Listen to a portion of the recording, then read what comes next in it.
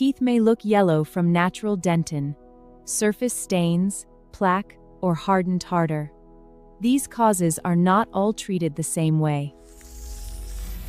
Natural tooth color, decay, or deeper internal discoloration. Hardened tartar cannot be brushed away. Professional scaling instruments may loosen and remove these deposits without intentionally removing healthy enamel. Smaller instruments may clean narrow spaces and gumline areas that require more controlled access during a professional dental cleaning. After hard deposits are removed, gentle polishing may lift remaining soft plaque from accessible enamel surfaces.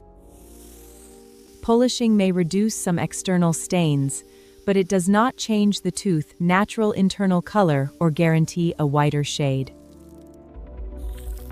Interdental cleaning helps remove plaque and debris from tooth surfaces that polishing instruments may not fully reach. After rinsing, the surfaces and gumline are checked for remaining deposits while the tooth's natural shade remains visible. Professional cleaning removes deposits and some surface stains. Internal discoloration or natural tooth color may require a separate dental assessment. Daily brushing and interdental cleaning may reduce new plaque buildup. This animation provides general education and does not replace professional dental care.